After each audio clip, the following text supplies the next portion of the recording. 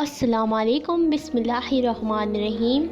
حضرت مولا علی رضی اللہ تعالیٰ عنہ کی خدمت میں ایک شخص آیا اور دستے ادب کو جوڑ کر عرض کرنے لگا، یا علی، موت کے آخری وقت جب موت بالکل قریب ہو تو اس وقت کیا ہوتا ہے؟ تو حضرت علی رضی اللہ تعالیٰ عنہ نے فرمایا، جب انسان کی زندگی پوری ہونے لگتی ہے، موت کا وقت آ پہنچتا ہے، تو اس وقت انسان کے وجود میں بغاوت پیدا ہو جاتی ہے۔ تو کہنے لگا، یا علی، کون سی بغاوت؟ شیر خدا حضرت مولا علی رضی اللہ تعالیٰ عنہ نے فرمایا، جو اللہ کی نعمتیں اللہ نے انسان کو عطا کی ہیں، وہ سب اس کی باتیں ماننا چھوڑ دیتا ہے۔ اس کا جسم صرف ایک گوشت کا لوتھڑا بن جاتا ہے۔ انسان کی روح جسم میں اپنے آپ کو اکیلا محسوس کرتی ہے۔ اس وقت انسان کو یہ محسوس ہوتا ہے کہ میرا ہی جسم میری بات کیوں نہیں مان رہا۔ اس وقت انسان کی روح یہ کوشش کرتی ہے کہ وہ جسم کو اٹھائے، وہ جسم کو منائے، لیکن افسوس، جو اس وقت ملا وہ پورا ہو چکا ہوتا ہے۔ ابھی انسان اس وقت کیفیت میں حیران پریشان ہی ہوتا ہے کہ اتنی دیر میں فرشتہ موت آ پہنچتا ہے۔ جیسے انسان فرشتہ موت کو دیکھتا ہے، پھر وہ سمجھ جاتا ہے کہ سب یہ میرا جسم میری بات نہیں مانے گا۔ اس وقت انسان کے وجود میں انسان کا نقاب اتر جاتا ہے۔ تو وہ کہنے لگا، یا علی، کون سا نقاب؟ مولا علی رضی اللہ تعالیٰ عنہ نے فرمایا کہ اعمال کا نقاب۔ اس دنیا میں بہت سے لوگ ایسے ہوتے ہیں جو دنیا کو دکھانے کے لیے اچھے بننے کی کوشش کرتے ہیں، لیکن ان کے اندر شیطان چھپا ہوتا ہے۔ اور کچھ لوگ ایسے ہوتے ہیں جس کو دنیا برا سمجھتے ہیں، لیکن وہ انسان اصل میں اللہ کا ایک نیک بندہ ہوتا ہے۔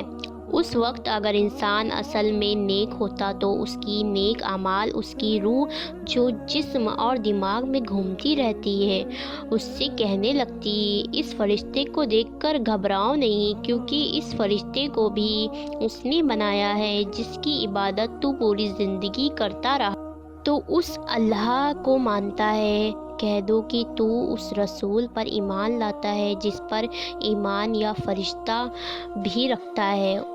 وہ ایمان والا انسان کہہ دیتا ہے کہ اللہ کے سوا کوئی عبادت کے قابل نہیں، اور محمد مصطفیٰ صلی اللہ علیہ وسلم اس کے رسول ہیں۔ یہ سن کر فرشتہ موت ایمان مسکرانے لگتا ہے۔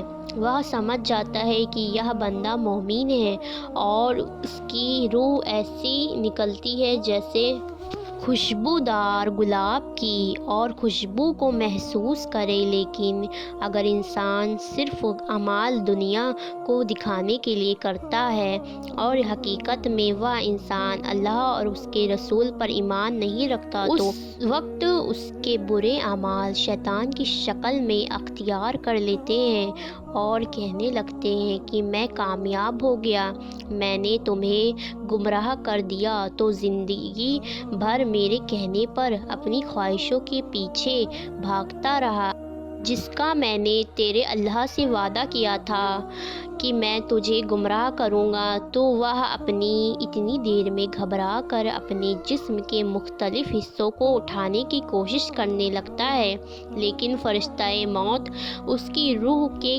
گھبراہٹ کو محسوس کر کے یہ سمجھ جاتا ہے کہ یہ بندہ اللہ کو تسلیم نہیں کرتا، انسانوں پر ظلم کرتا آیا۔